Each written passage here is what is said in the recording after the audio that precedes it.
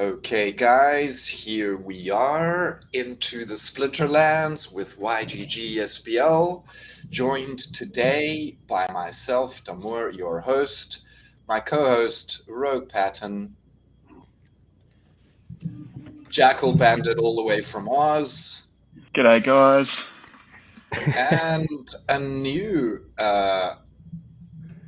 member joining us today, the Tough Stuff, the winner of Splinterfest tournaments in both cases. Welcome, sir. The champ is here. Yeah. So no, he won the champion, specifically the champion tournament. Right, not the Or gold one. diamond, whatever we were calling it. I think it was champion. I think it was champion was the naming convention. Yeah. But yeah, dude, D-Tough, congratulations, brother. Wow, I can't you've got a perfect setup for streaming. How come you don't do this all the time? You look wonderful. Well, thanks, man. I don't know. I just haven't really thought about streaming Splinterlands, but maybe someday. No? Yeah, hell yeah, dude. I mean, you've got clearly a lot of insight on the game that definitely a lot of people would benefit from sharing. But yeah, so real quick, go ahead and give a little bit of the audience a little bit something about yourself. I'll go ahead and you've been in the Brawlers. You've been in the Brawlers for how long specifically?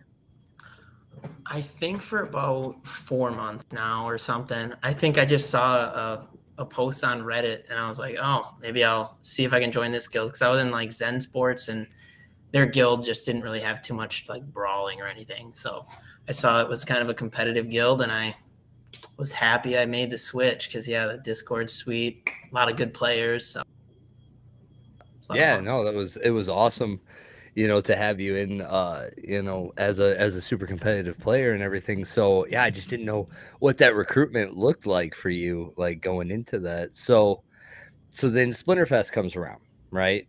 And you're like, all right, why did you go to Splinterfest? When the tickets released, I was took a lunch at a time so I could make sure I get the tickets and everything. I don't know. I wanted to go just to meet the people, in the flesh.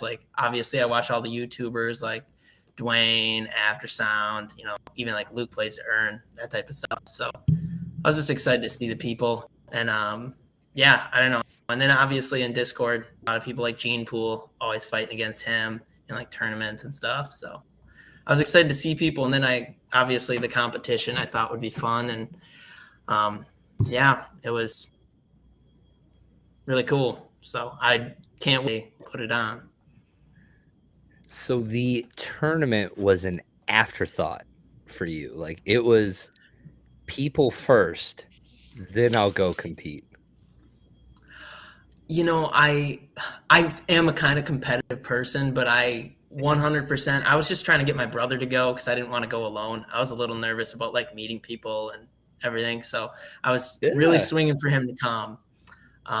But yeah, I mean, the tournament, the funny thing is I was kind of thinking it was, they did a good job putting it on and everything.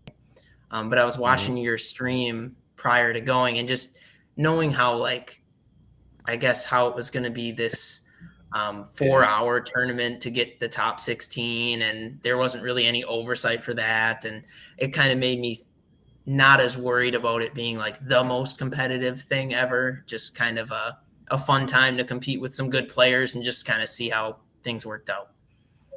Yeah. Perfect, man. So yeah, real quick though, do you happen to still have your login, or do I need to go get my login? Because I want to run through your last 5 matches sometime tonight.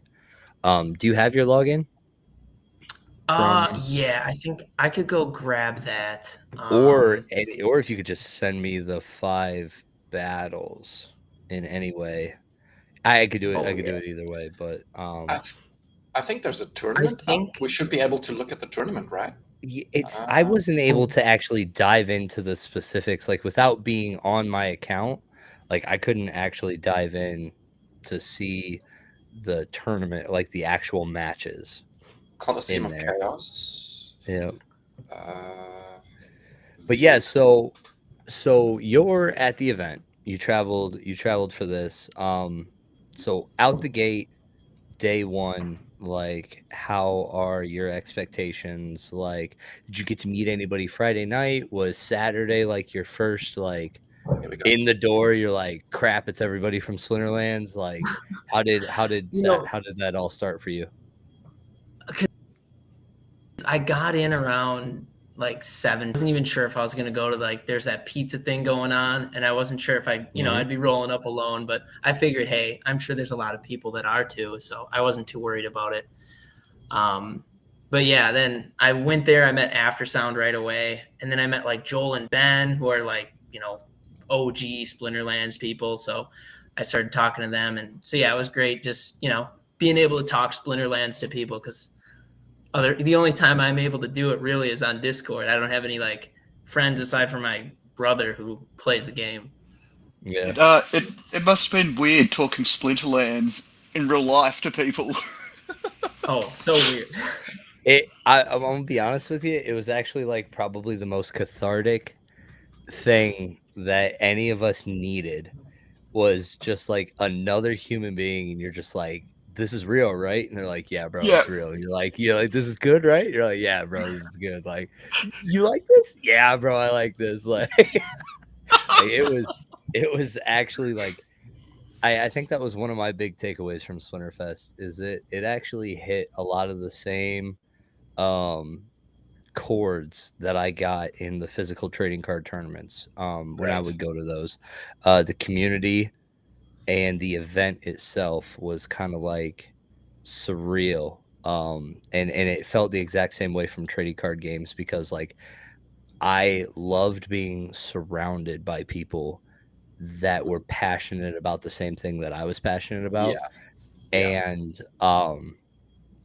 And then just being in that world for a little while, it just feels so good. Like, I ended up putting it on Discord like that Monday, because that's when it all really hit home. On Monday, when I had that like tinge of depression going back, like leaving this like euphoria that we were in, right? Having to come down from that.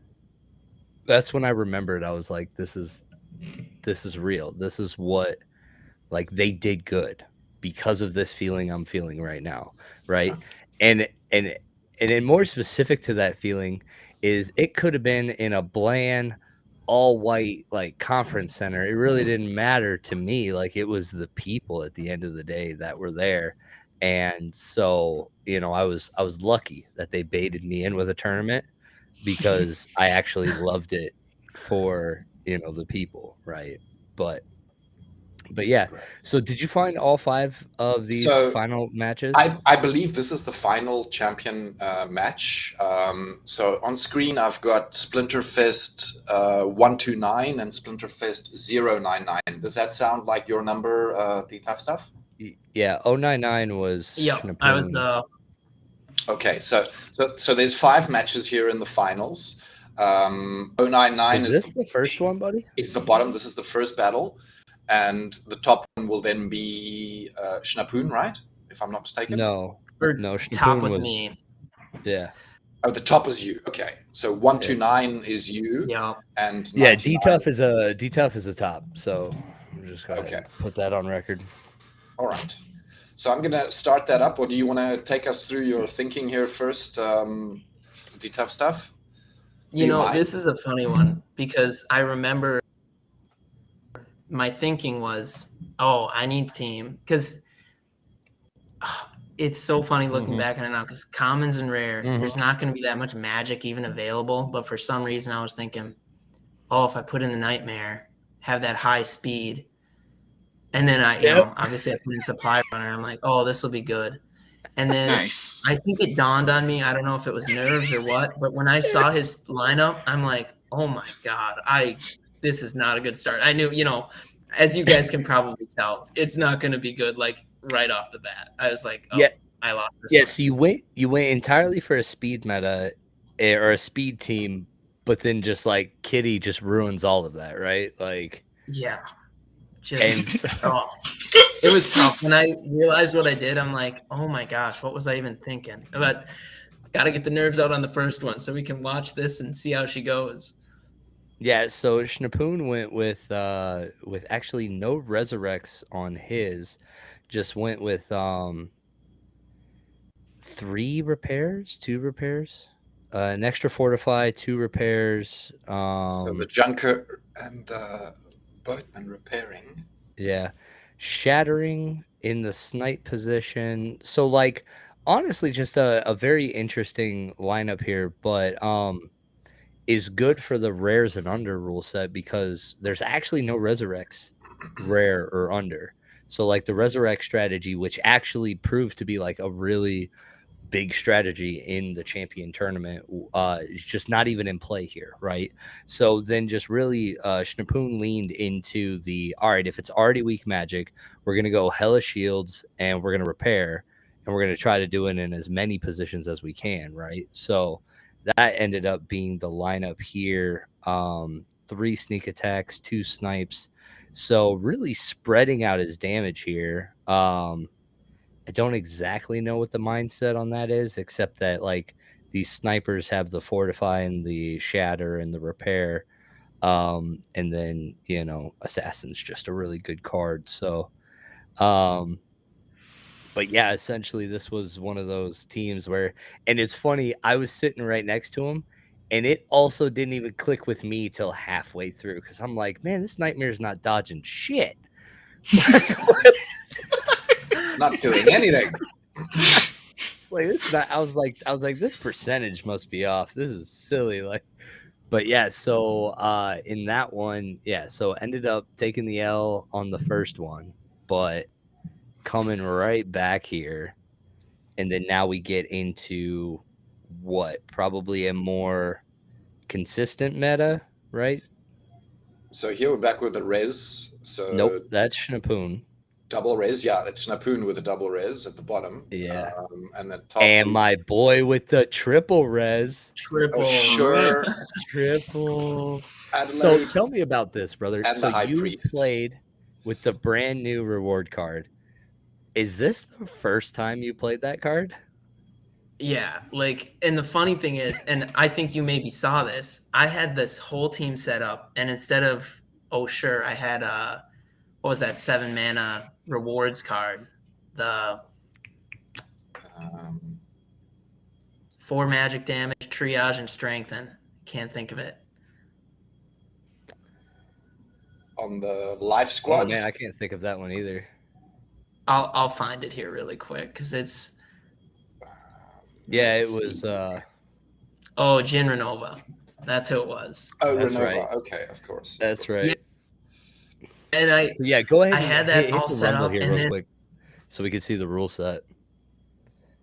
So we got Yeah. Enrage, 48 mana. So the enrage rule set kind of is really where like the magic comes in, like because you really, it's like once you piss it off, you just need it dead really quick, and so focused magic attack is totally there. But yeah, go ahead, finish your story. I mean, and yeah, that's kind of it. And since fire's available, you always gotta look out a little for Jotun. But obviously, with Shield Bearer, you're pretty much never gonna be able to use Jotun when life's available, and you can just put a Shield Bearer that's gonna reflect damage. So yeah, I don't know. I saw that card, and then when I thought of the third resurrect plus the heal, like this card is so strong in this It is a lineup, sick obviously. card. So And the reflection shield, yeah, it's got the resurrect, the tank heal, and the reflection shield, and it's just like I use this card all the time, and it's amazing because like I'll ask more questions about this later, but there was not a lot of people that experimented with new stuff during this tournament, which I No. mean, like I don't fault them to an extent, but there was a lot of powerful stuff that Was left out. definitely, yeah. How long did you get to practice with the new stuff before the tournament? There was There was no practicing at all no during the practice. event. So like everybody had 0 hours with Contessa.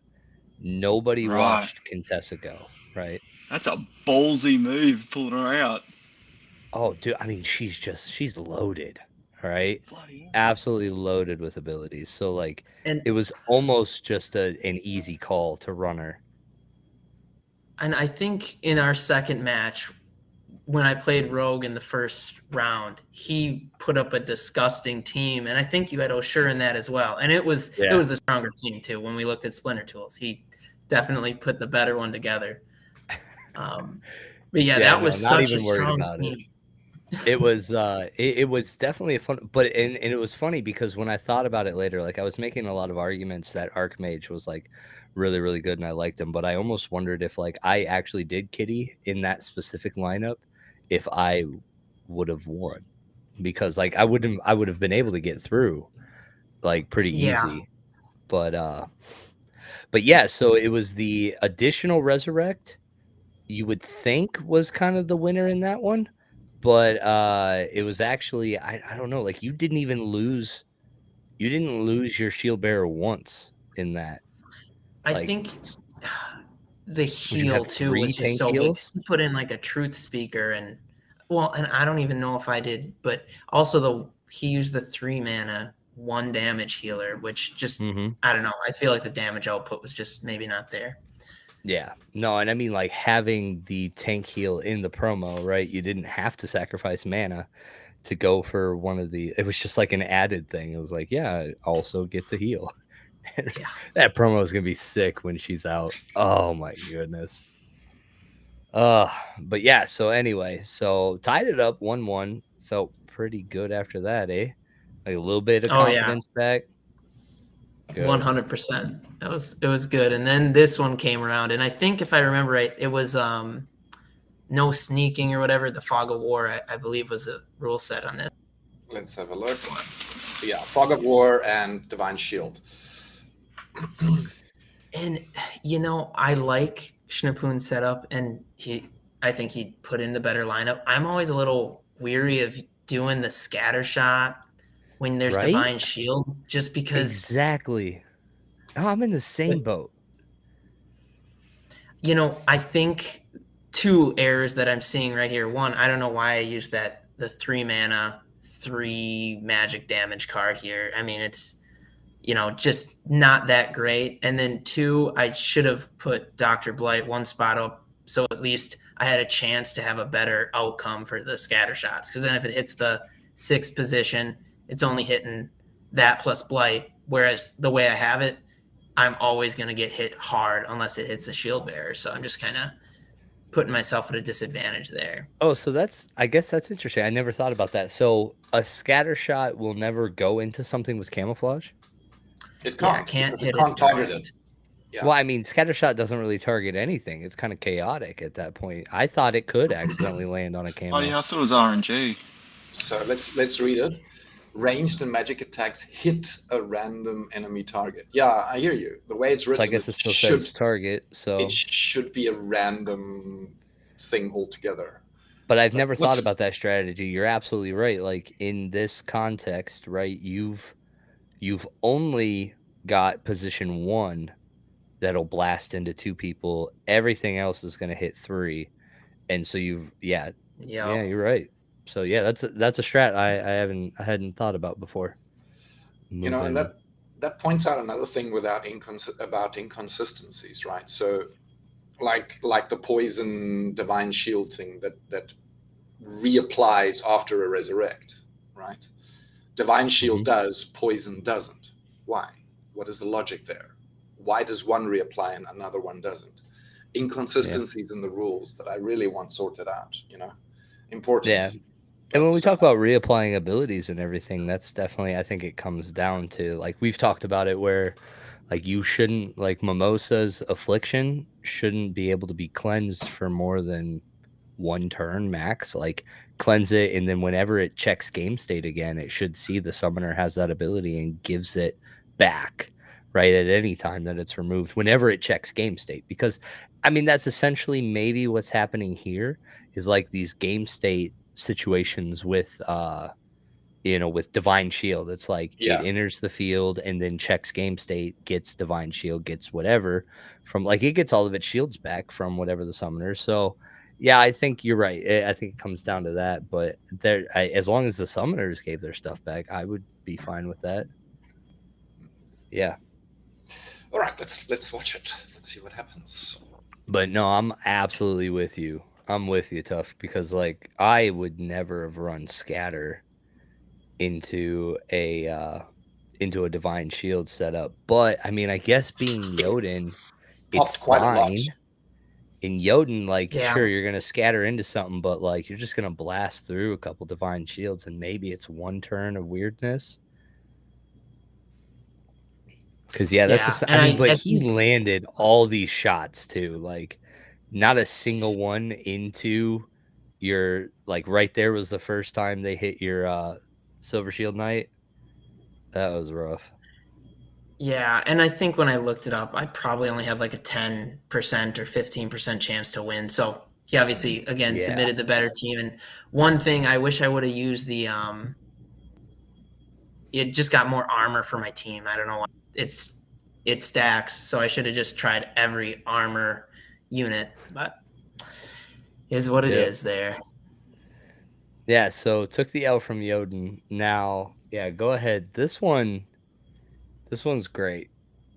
This one's great because at this point you've ran 3 identical teams. Not identical. 3 very similar teams, right? Yeah. Kitty at the helm, or more specifically, just shield bearer backed up by XYZ things, right? You were able to get stuff, you were able to get Resurrects in the first match. You did other stuff later, right? But like it was essentially shield bearer into XYZ things, right? And sitting right next to you, that is the first team that you put up. What made you change it? Like, honestly, I felt like we were getting in this pattern. And if you click Rumble, I just want to see how much mana was available. Because, obviously I don't own this card, but I play like gold and silver, like the wild gold foil tournaments, and Valinmore is just insanely good. Obviously, you just do the magic stack. And I was thinking, because life was available again, I mean, I knew if I just spammed magic, he's probably not going to use any opportunity. He's probably not going to use he can't use snipe or sneak. So I was like, well, we'll see what he does. I mean, even if he does use opportunity, I put the fairy in the back, or the pixie in the back, just so that'll absorb 2 shots. Yeah. Unless it somehow gets impaled on there. Like in champion at 46 mana is opportunity even a good play ever? Like, I feel like stuff is just so insane in max level that like, I mean, 5 damage, that's 10. And 14. Just the amount of shields and abilities and just like all the craziness that goes into everything. Like, I'm having a hard time thinking that like there's an opportunity monster that like, I mean, because down in silver and bronze, like I'm sneaking Deep Lurker into everything, right? Deep Lurker is great. I just don't know if that applies up here in champion, but yeah, it was awesome seeing how this one played out, because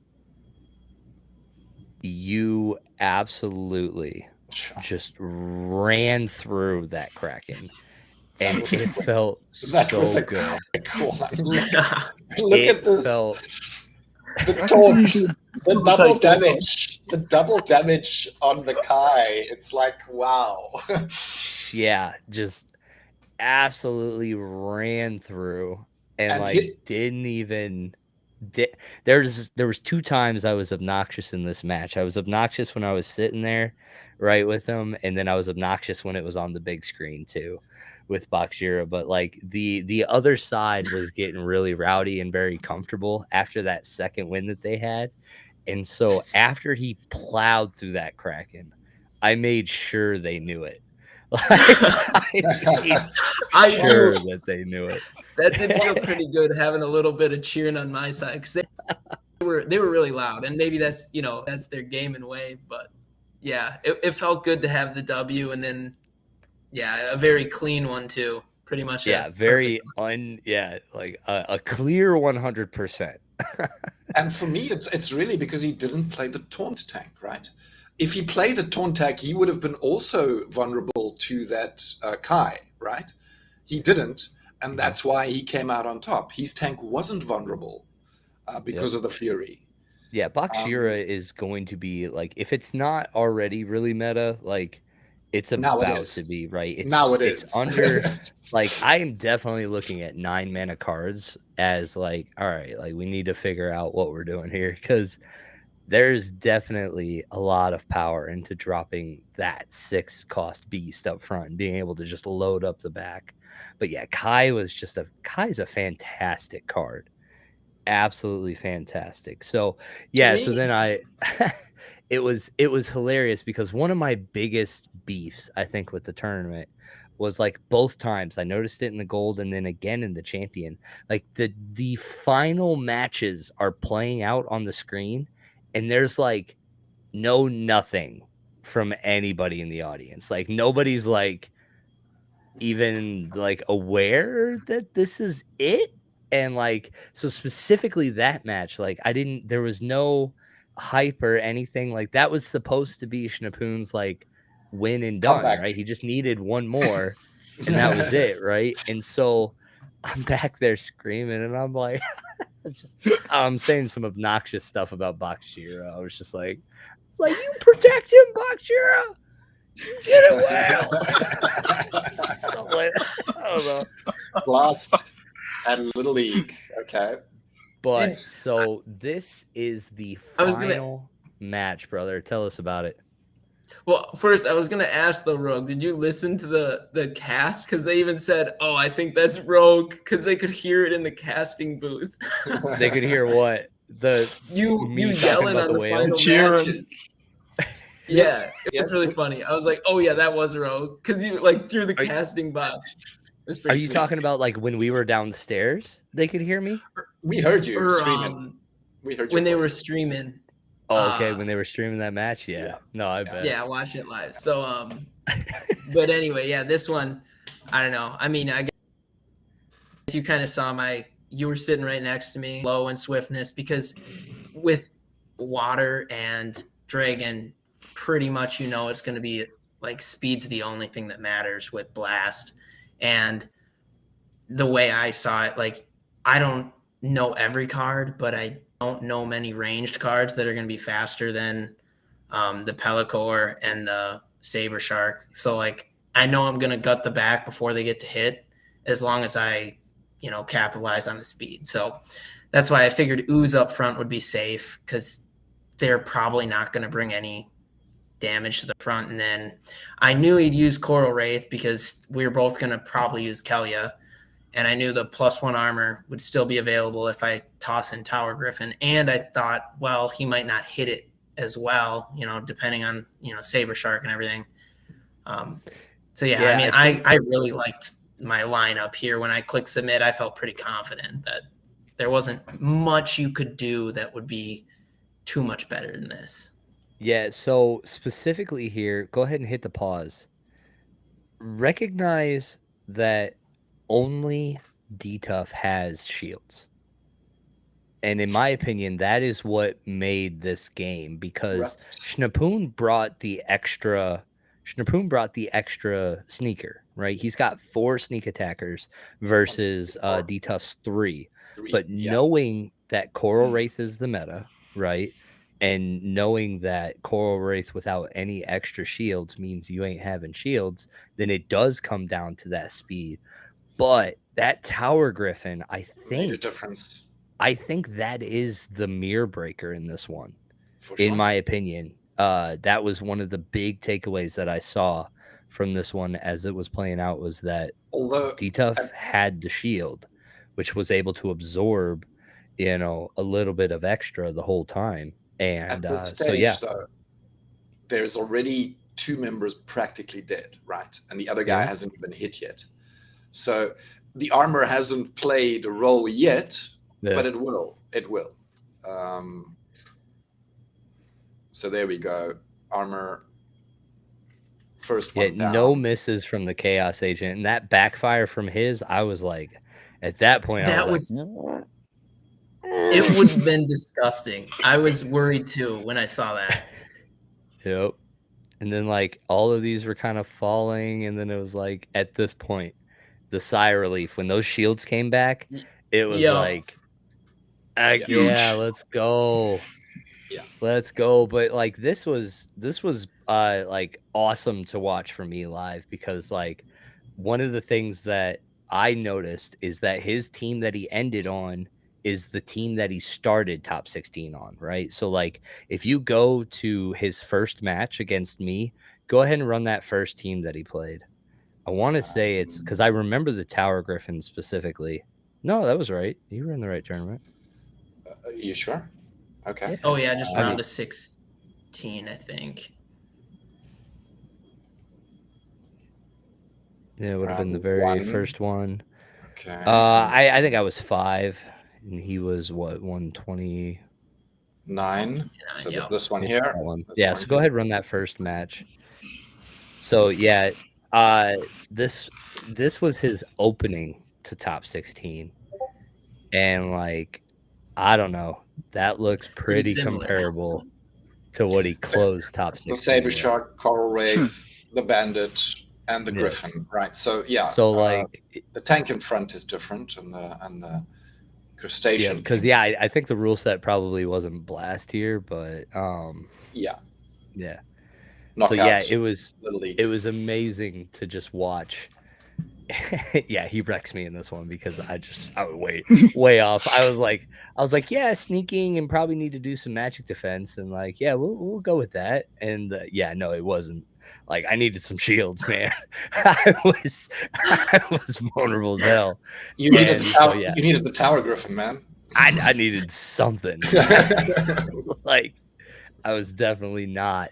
I did not pick the right cards at all. And but yeah, so that was awesome because like for me, when I saw him put together that final team and he won it with that, and like knowing that he opened with kind of like a very similar team, that was great because like that's a fundamental understanding of the game, you know. And I think that's one of the things that I actually wanted to talk to you about is like, oh, don't watch this one. Oh, okay. This might be Why not? Didn't even get a card that last one. This is where he definitely put in a better team. Yeah, sure. Like when I saw this, I And the thought I Igor. would win because of the dodge, but then I realized I didn't have that high a chance to dodge based on his speed. Like this was a really good setup, and like I definitely will be copying that if I get access to all those cards. So my concept here was really always the same as it was like with the new promo, with the repairs, with the amount of heals, Ooh. with everything that we had, you can That just like that Kai. long tail is obnoxiously hard to kill.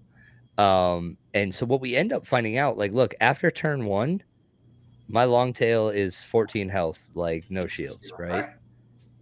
And so this was definitely one of those strategies I ran a lot in the first 6 or in day 1 because that Osher back here was just amazing.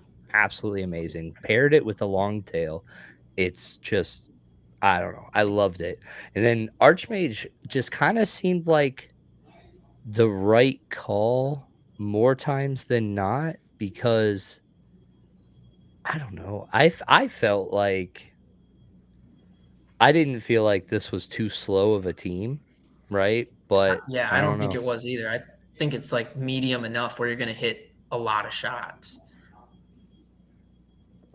But yeah, I think if I run the exact same team just with Kitty, I think we end up probably winning maybe more of these. Because yeah, but I didn't see a lot of people doing long tail Osher.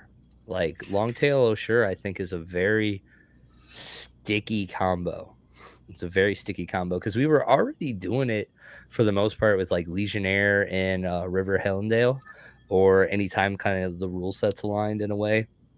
Anytime you can get a resurrection proc on something with Void Shield, like it feels really, really good. And so here's Longtail with Taunt Void Shield, and you can back it up with so many heals and repairs. It's ridiculous.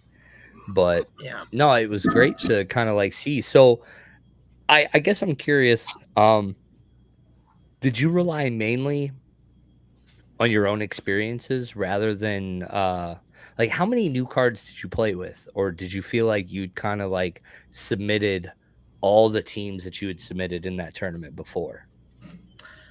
I think, truthfully, the only card that was brand new was the new promo. I feel like I didn't really lean on many of the taunts. I guess the Coral Lurker I did lean on, I think, versus Brybro in the second round.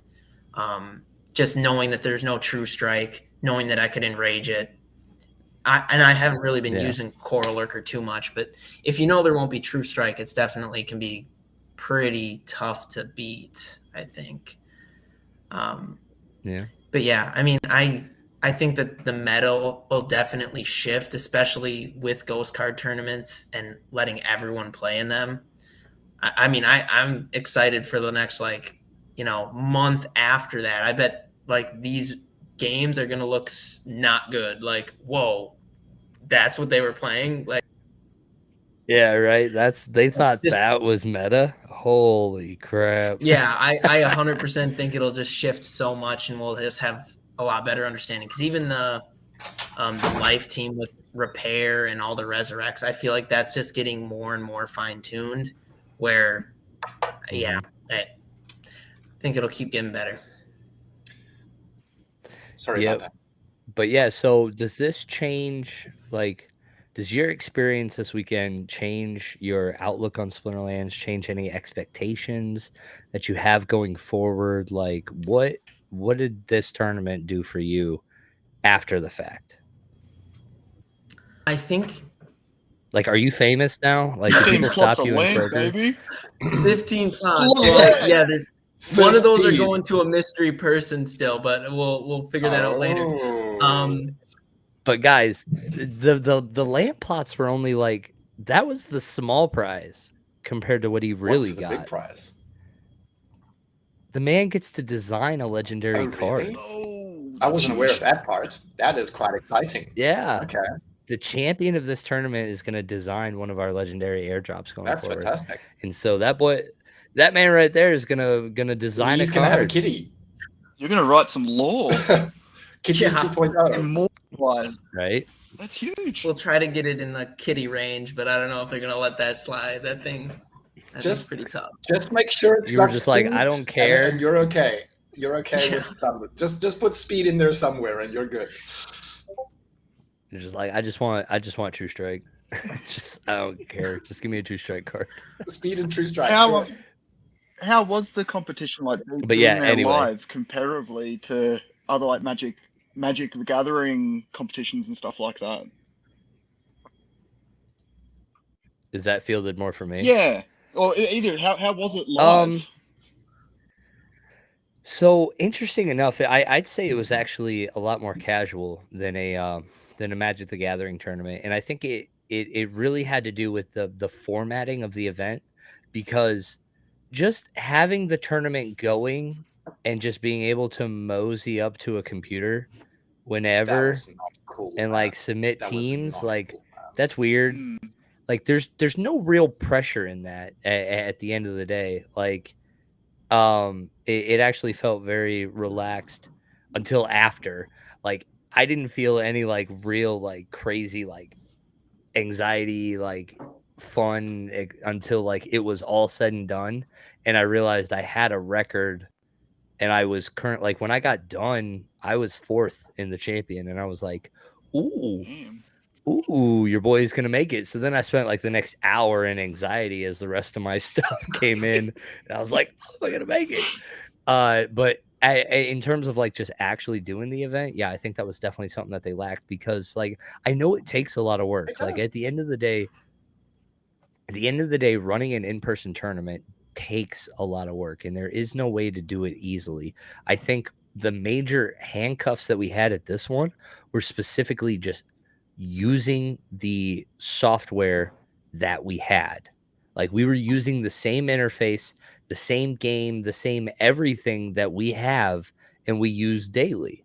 It was like nothing really new was set up for it. I expected. There comes the problem, right? Honestly, so in esports tournaments, there I is always so. a separate. Like let's take League of Legends, right? For me, which is like the most epic version of esports, right? Mm-hmm. They have a private, tournament server where tournament players get to join with their account name, right? So we can see Damour on the screen instead of Splinterlands 1857. Come on, what the hell is that shit, Yeah. really? You know, I want to see the players that I love watching, right? The players that I look up to in this game. I don't want to see Splinterlands Or the ones that you haven't looked up to or yet. the ones I you don't know know? about. Exactly. I want to Yeah. recognize them. Yeah. And So yeah, I think in day one that was definitely because in order to have that like the ethos of a tournament, like you have to go round by round, and everybody has to be doing the same round together, right? Like that's the only way to go. And that was like in my opinion, that's why I think we need Swiss tournaments and Swiss style of bracketing in day one, right? Because at that point, like it just becomes it becomes easier to organize and it becomes easier to stream because you're not trying to capture a bunch of random games. You already have a highlight table. And that highlight table is always going to be the undefeated players. Right. So maybe in the first round you get some weird matches because like maybe you rolled low and you got two less caliber players or one really high one and another one just steamrolls, right? But as the tournament goes on, your 1-0s play your 1-0s, your 2-0s play your 2-0s, 3-0s, 3-0s. That's how Swiss pairing works. So by the time you get to round 7, you've got two people that are 7-0 sitting at the top table, right? You've got two people that are 10-0 when you get to round 10 or however many rounds that we need. Like I think with 100 people, we could have been done in 7 rounds. And I think that's like something that people don't understand is in Swiss pairing, you can actually get away with a lot less rounds than you do in pool play, right? Because just by pairing everybody with like ratings, you break a lot of the like tiebreakers and stuff that you would need, right? So, yeah, you could probably do 120 people, I think, with 7 rounds of Swiss, maybe 8. And you would have then at that point your top 16, the first seed would probably be undefeated. The one right behind that would probably be either X0-1 or X1, and you'd have a couple X1s, and you had a couple X11s, and maybe somebody X2 is getting in. But usually in Swiss pairing, X11's a cutoff. At least for top 8. Top 16, you probably get some X2s, but it'd be really defined at that point. Plus, the people that are at the top, they beat other people that were at the top. Like they've already kind of hashed it out. It's people of like skill that are filling these top 16 roles. And so it's really, in my opinion, those tournaments are easy to manage when you have that kind of rating. And then you just go into top 16 single elimination and you know the bracket. Like at that point, again, you know the bracket. Your number 1 seed faces your number 16, 2 faces 15, 3 faces 14, and you have this bracket. Like it's already made out, right? And so it'd be really easy to do challenge style at that point, or let them all play out at once, highlight one of the games, and then just move on from there. But yeah, the way that they did it, it definitely didn't, because like realistically, like one of the coolest part about my experience was being able to sit right next to D-Tough while he was running through his championship run, and I probably had no business sitting there. you did. You know what I mean? Because like there was nobody stopping me. I mean, even though like I knew like not to say anything, one, because he's a better caliber player than I am, so like I'm not gonna fucking put anything in his head that isn't like that could potentially mess him up, right? Like I was practicing golf, but like at the end of the day, I could have just been saying stuff the whole time. Like I could have been right in his ear, doing whatever, and like And I don't know if I would have been stopped. And there were, right? I've heard, and this is secondhand information I'm relaying, right? So in one of the other streams I've watched recently, it was said that behind Schnapoon there were people shouting his picks in excitement, right? So not trying to make other people aware of his picks, but in excitement of his picks, they were shouting things, and those could have been heard by his opponents. That could have been used in their team selection, right? So that shit is not cool, man. You cannot run a professional tournament like that. It is extremely I would agree, bad. But like at the end of the day, like I also like one, like I said, I was sitting there, I didn't hear anything. Okay. Right. So like I didn't hear any cards getting called out. But 2, I wouldn't trust them to save my flipping life. I was literally sitting down. I was Poker. sitting across the dinner table with them. I was playing with flipping Schnapoon and me. We were challenging on our phones and Yeah. everything. And Half Blue's over there just like, oh, you play Llama. Oh yeah, Llama. Yeah, Llama. Oh my And God. like Green's not even like Green wasn't an option. And I'm like, get out of here. Like, get out. So like, Okay, okay. if anybody was on the other side, like he's playing Kelia, I'd be like, yeah, he's definitely not. Right. I wouldn't trust anything. Fair. So it could have been tricks. Because I hear you. But yeah, you're right. There's really no reason for that. Like I think maybe like headphones would probably take care of all of that because you're not going to stop it, right? Realistically, headphones? we want to even put this further in front of people, right? We want to put these 2 on stage and have their screens available to be seen by the audience, right? So like we want even more visibility. So yeah, you're just going to have to find a way to like dampen their sounds and all, but without like I heard somebody say lock them in a soundproof box, and I'm like, no, don't. doesn't have, like we need the humans on the stage. The soundproof earphones is fine because it excludes the audience from your participation or your, where you need to focus, and allows the audience to shout in excitement. Yeah, look, he picked a no sure, or he picked this, and that's okay. The opponent won't be able to use those things as a means to counter his opponent, right? Yeah, I think that would sort it out. Let's jump into some questions here from the audience. So going all the way back to you, Thune here. Do you guys think it would be cool for these tournaments if there were new and upcoming rule sets? Oh, like completely, like having that tournament be the unveil of something? No, God, I would hate that entirely. Yeah, you need. No, mainly because of bugs. Like that would be my only issue. Like I don't want for our big, because that was the other thing I realized is they had the way they had it set up. There was no way for them to audible into anything. They couldn't stop. They couldn't pause. They couldn't do anything. Once the machine was in motion and the tournament was going, it was like all aboard or you're effed. Like because there was like Chipmunk had an issue in his final round or something. We were watching his play out with mine. We were both 9-3-1 waiting for our last round to come in, and time expired.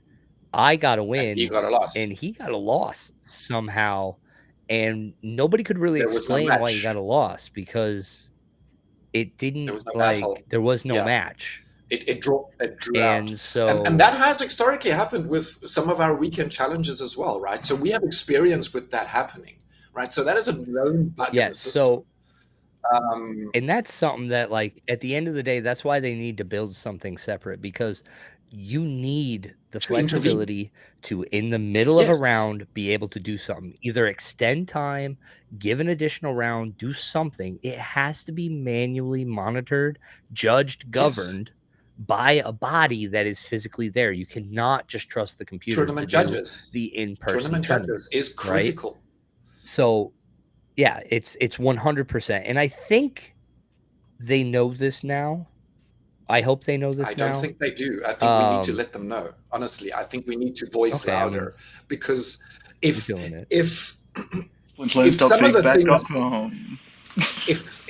things were mentioned before, I think they would have done something about it, honestly. And that's kind of the feedback I'm getting from them. I just don't know if they had the time, honestly. Like, I was super shocked that we ended up using exactly what we had at home. You know what I mean? I expected something different. But the fact that we didn't, like, I almost just wonder if they never got around or, like, weren't able to do it. They've had a lot on their plate recently, like 100%. Totally. But that was actually really shocking. And that's why I'm not even mad at Weirdbeard. That man was given a square and had to whittle that thing down himself to put it into a round hole. You know what I mean? And I watched him do the whittling. You know what I mean? So I'm not even... So he did a great job with what little he had.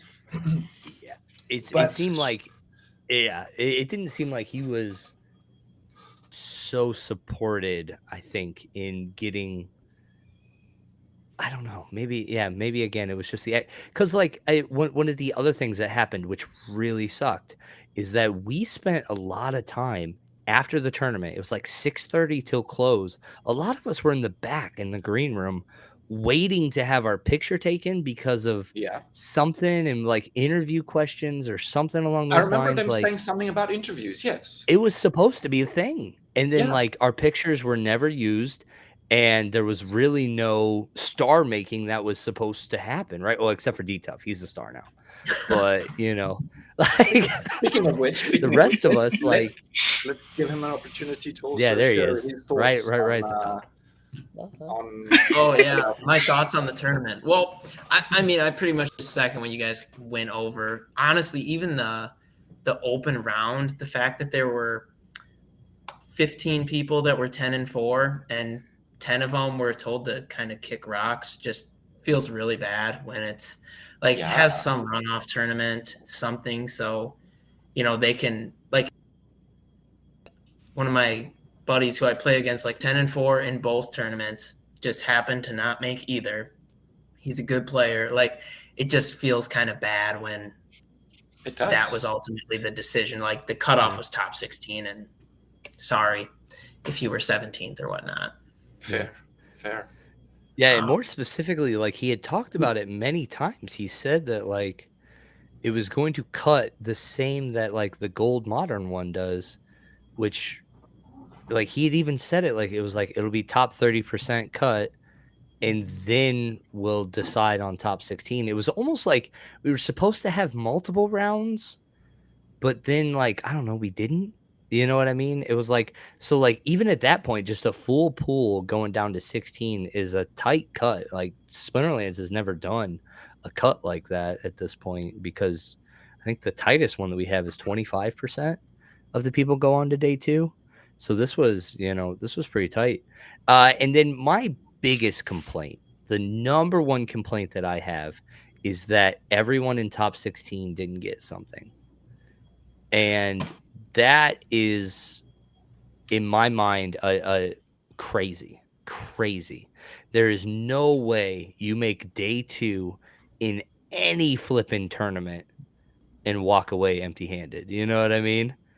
Like, that's rough. That is rough, And we were all, if we were able to, I would have been totally fine just, combining the prize pool and splitting it down. Like, why not have it be one piece for, 16 through 9th and then 2 pieces for, 8th through 5th. Yes. And maybe first place can get 5 pieces. Like, it didn't need to be so top heavy to the extent where, I mean, and obviously it worked out for me this time, but in general, like, I would have preferred that. And I was talking to Rogue. That's what we were kind of hoping to do. It's just there's a couple people that couldn't do the deal, which is fine, that if they had their reasons. Yep. There are people in the community who want to know, can I challenge the champ, and if I win, can I get some land? Says Dave Iron. Oh, jeez, you would, that is Dave. tempting. I'll do it, but I need a full gold foil complete deck, and then for you as well. So get that rented out, however you want to do it. So yeah, what do we need? It was like Gun how foil. many millions? How many millions is that account worth that we were playing with? Crazy. Easy peasy. Crimpton says, But- I was actually surprised at the lack of tourney rewards for those guys too. And for me, this is kind of what I was hinting at in a previous stream as well.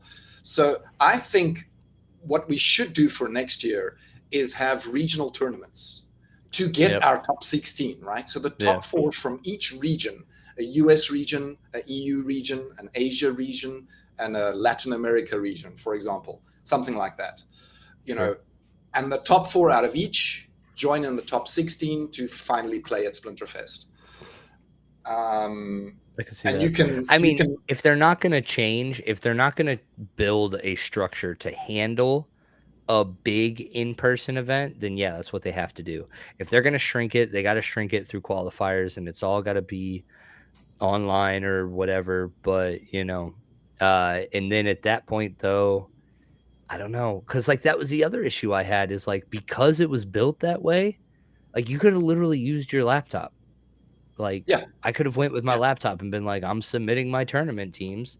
Who knows what I have on my laptop? And that way it would have been faster, but also, given you the opportunity to cheat through. Yeah, well, I mean, what kind of tools do I or have on my things. normal Exactly. setup? Like Yes. how do I normally play the game, right? And if I think that was one of the things that we were most looking forward to from the in-person tournament was it would really take people out of their element. But in my opinion, it didn't do enough to take them, completely out of their element. And so, yeah, I mean, I think big in-person tournaments would be fine. They just got to figure out a system to do it. Yeah, because I've been thinking about this and I've been trying. I'm like, all right, well, like, I mean, if they did this, they have a traveling band of misfits that are just putting on like in-person tournaments everywhere. It's like, how many computers would they have to lug around? Like, or do they have to always be in a place that just has a shit ton of computers, And, if that's the case, then yeah, you can't guarantee you're not going to sit next to somebody that is also submitting teams for you. So like, there's a lot into this, but like, I think the most important thing happened. Aggie was down there and saw the finals. Mhm. He was down in the pit with us and watched the finals. So the man knows. The man knows what it could be. Mm. The man knows what the feelings and what the excitement and the buzz is, right? Okay. And then we also had one moment where there was something on screen that did drum up the excitement of the audience. It was like 3 stuns in a row by Brybro or something like the that stunts from to the win, right? Inferni. That was pretty awesome. That was literally the only time. That was the only time we got anything out of the audience in terms of engagement with that stream. So like those are moments that the CEO, the team saw and felt. I know Chatter was down there in the pit as well. So like they should know now. They should know now that there is something worth displaying. And so, job well done, D-Tough. That's what I say. Like you did your job. There was definitely we sold it. There's definitely something that can be given to the people. That's for sure. Jackal, your thoughts on Splinterfest and the tournament? I absolutely loved the event. I was a bit let down that some of us who are geographically retarded, such as us down in Australia, who couldn't get to Las Vegas, there wasn't some sort of digital ticket or something like that in live stream that was either official or Splinterlands got one of the streamers to film the whole way through or something like that. I'm still holding on hope that something might come out within the next couple of weeks, but that was a bit of a letdown for me.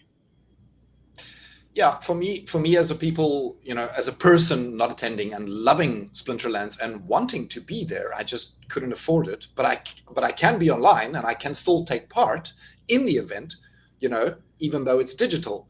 I would have liked that opportunity, and I felt like I didn't. I wanted the opportunity. I was looking for a stream to participate, but there wasn't anything other than, Walking Keys with his phone, which was okay, I guess, thanks, but I want an official stream, right? I want official participation, perhaps even some giveaways. How about some land for 1 or 2 members in the community as a random giveaway? Hey, F you. If I can't get a piece of land for being top 16, you don't get one for sitting on your ass at home watching on your stream. So maybe get out of here. Maybe a Rift Watcher pack, maybe a Chaos Legion pack, maybe a gold foil, whatever. I'm just grabbing random prizes out of my head. I'm with you. Yeah. Perhaps land is too much. I hear you. I'm with you, brother. I think, I think they definitely could have done something to give the people at home a place to hang out. Also, a unified place. Rogue, you're on the Splinter team. I'm on the Splinter team, right? And I'm talking about the SPL TV team, right? So they have streamers that were there. Okay, they had numerous of the Splinterland TV streamers there already that could have streamed. All they needed was a computer where they could use to stream, right? And they could have worked in shift, 1 hour shift. I really think with very little effort, it could have been set up. I'm a little bit cheesed that they didn't, honestly. Well, next time, make it out, eh? Sure, I hear you. I think it's going to be. They were talking about the Philippines, so I believe Philippines has been locked, right? So the location is definitely a lock for Philippines. There is no date yet. There is no date something yet. in the Philippines, yeah. But I will probably be expecting it around the same time as it happened this year. So thinking around October next year, more or less. It could be a different date, maybe, but that's kind of my thinking. Yeah, I'm because they were talking about too. Sorry, go ahead, Jackal. So Dragons jumped in. Philippines gets way too much. Gets way too much what? Get way too much action, way too much heat. Yeah, what does it look like in the Philippines? Like, I have no idea. I've never thought about going there. Like, do they have a HyperX arena? Like, what goes on there? Please tell us. I mean, because I have to figure it out. I'm gonna go stay at somebody's house. Anybody live in the Philippines? Need to crash on your couch. Dave is from the Philippines, I believe. Dave Ira. No I way. guarantee you, if the Philippines, there will be different winners. Okay. Maybe. Ooh, maybe. Look, wow. there are threat. There are definitely some strong players from our leaderboards, right? That are currently playing in the Philippines. Look at this guy. I'm actually like I'm a little. All right, here. All right. I've played games enough, right? And I'm sick and tired of other countries thinking that the U.S. just is a bunch of pansies when it comes to games.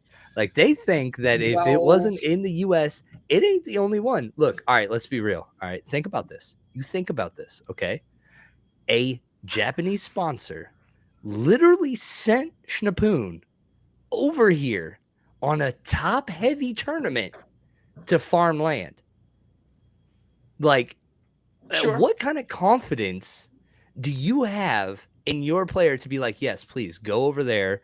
And yeah, there's only like top 4 of what could be a 300-person tournament. Like, only top 4 is going to walk away with anything, but I'm going to pay for you to do it because I think you can. You know what that says about the confidence? That I dealt with that all the time in Force of Will too. Like, the Italians, super arrogant players, right?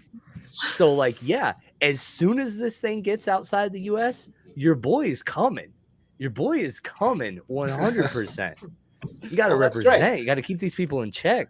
That's great. But in the honestly, I had no doubt that Schnapoon, Yue, and Half Blue, those 3 players are, I think, probably one of the best players in the game. You know why? I don't know why specifically. Japanese rivalry. They practice, but they take this game seriously. They take this game seriously. 100%. They practice. They put in the time, right? Exactly. So, and if you put in the time in anything, you get better at it, right? So, yeah. Look, I think there were some people who were not able to participate. That Philippines may give some people that opportunity to do so in person, right? As opposed to over the internet or, in the tournaments like we have been. Yeah. Nah, bro. So, yeah. But, yeah, I don't know. I was super happy. So Lost Dragon is not happy with PH. He says PH is getting way too many events. Okay.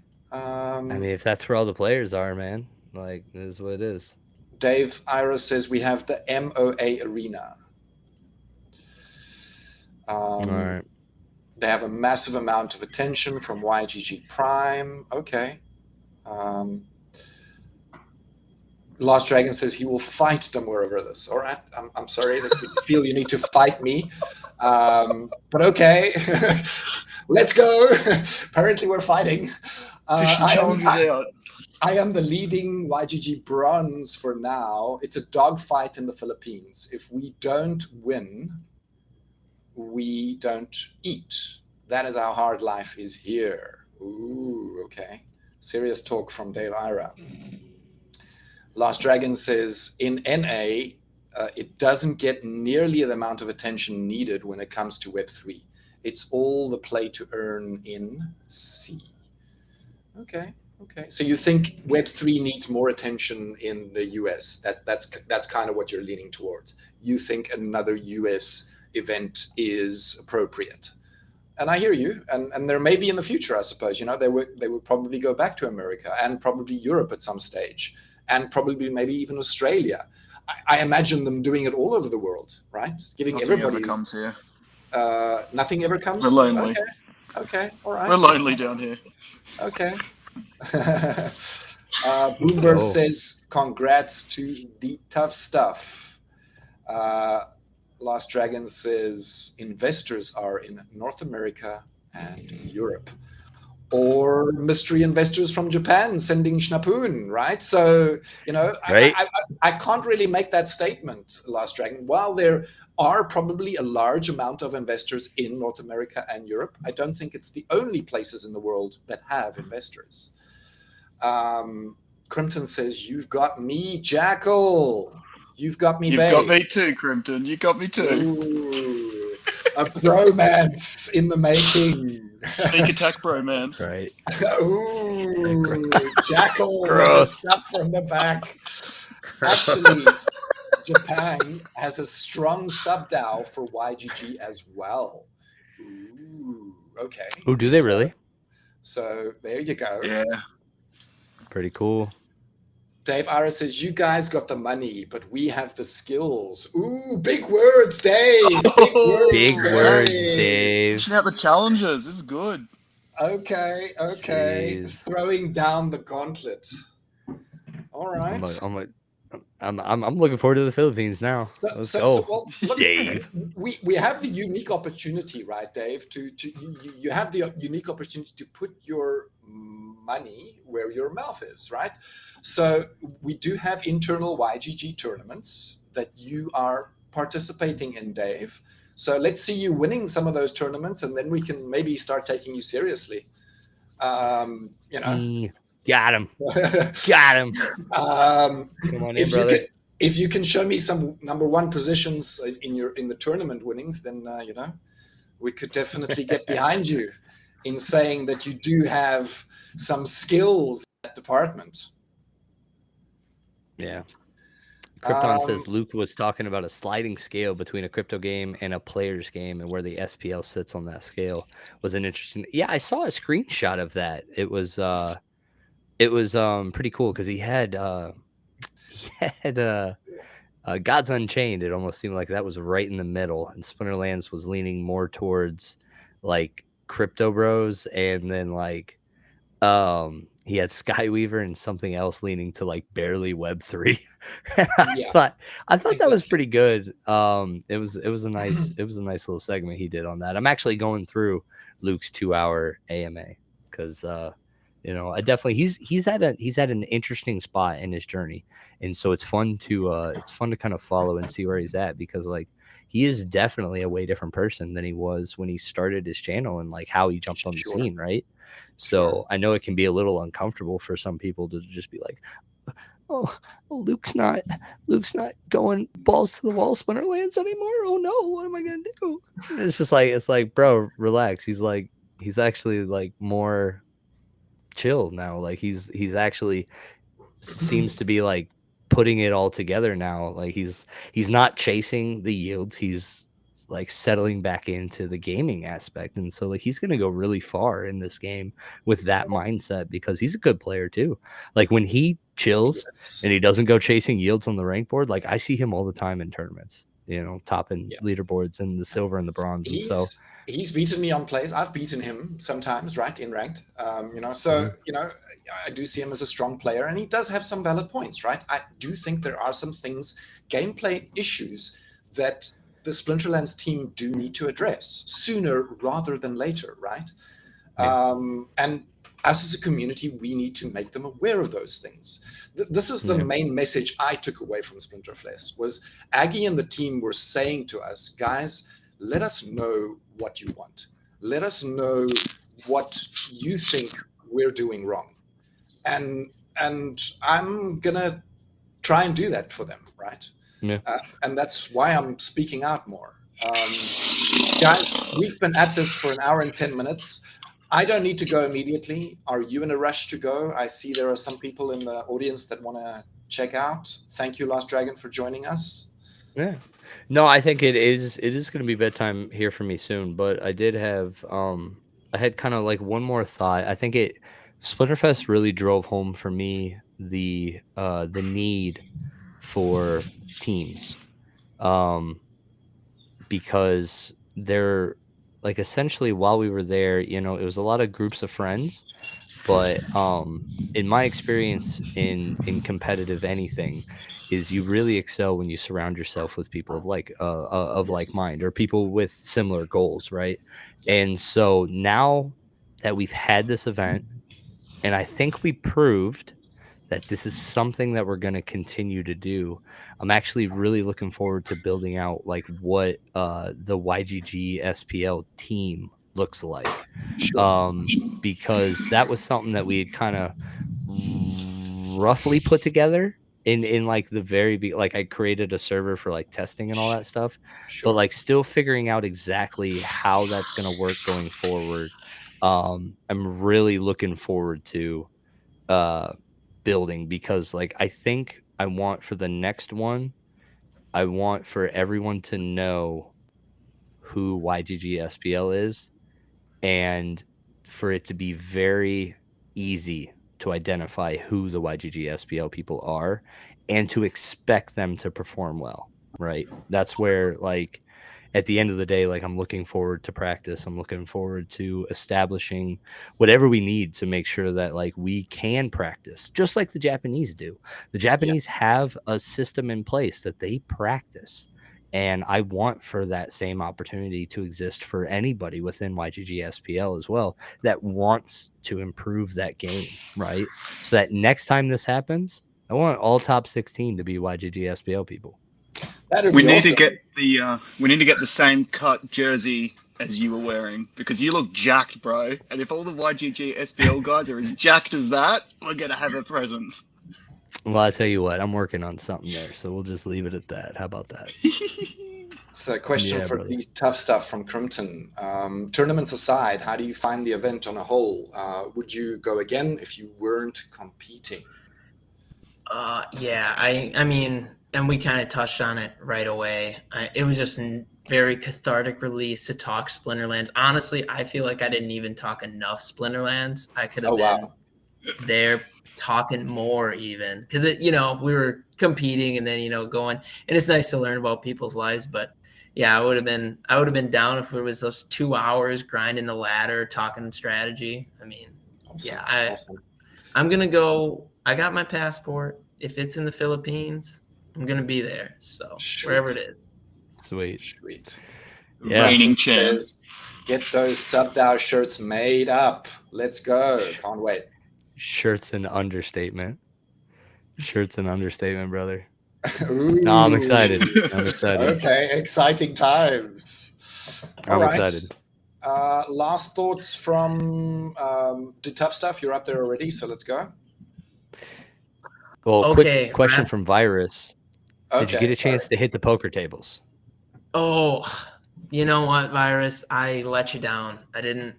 The last night I went out, I gambled a little extra, but I didn't pull the trigger. I was just a little too nervous. But next time, I gotta, So yeah. I really want to. That was also like another big takeaway from Vegas. Like, dude, Virus is flipping awesome. Like Virus is so cool.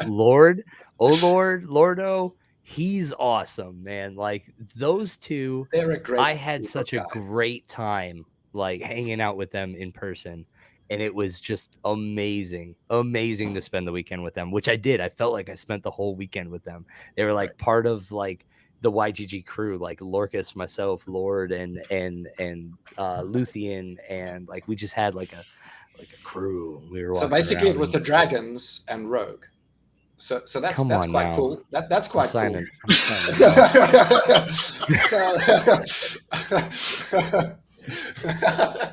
Damn it.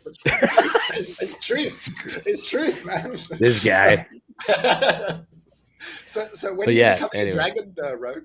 When you Oh man, legacy forever, We've- brother. we've got a Legacy spot forever. we've got a spot for you if you want to join us, bro. Legacy. It's me and my dogs.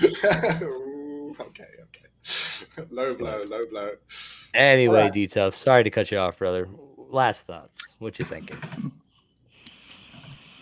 Oh no, I think that's about to get rolling. But thanks for having me on. It was awesome going over the games, just catching up, and yeah, hopefully we'll looking forward to the next Splinterfest already. So Yeah, Thanks brother. for It joining was us, it was awesome to meet you, big guy.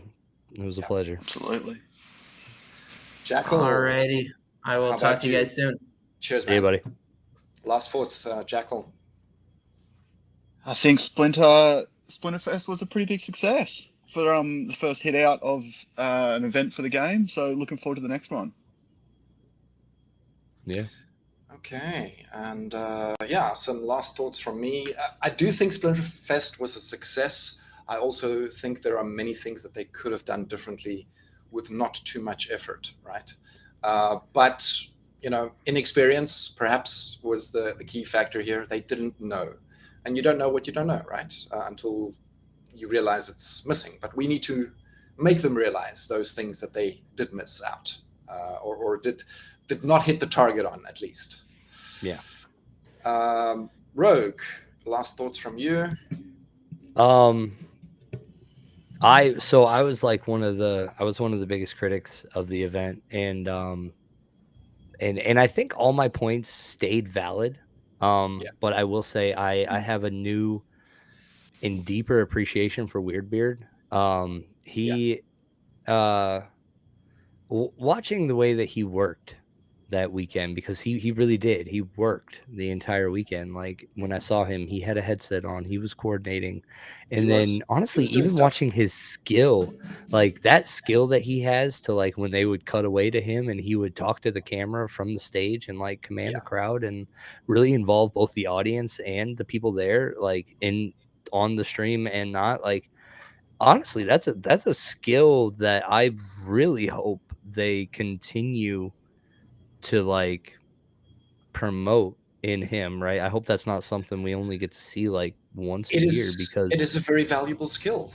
Like the man did well. The man did really, really well. I like seeing it. And I loved the time that I had with people from Splinterlands. This was literally the first opportunity. Like I wouldn't say I'm a native of these parts, but it felt really good to, be there and to be surrounded by people that have, the same passion that I do and that are just like, I guess that was the other thing, is I was like pleasantly surprised that our community is not a bunch of weirdos. You know what I mean? Like, okay. a lot of Just a couple of us, like regular like people. You know what I mean? Like it was great. It was absolutely great. And like, I don't know, I was very pleasantly surprised. And at the end of the day, it triggered all the feelings that it needed to trigger within inside me. Like both the tournament and the event did. Well, I great. came out of Splinterfest feeling good, more into Splinterlands than when I arrived. So, job well done.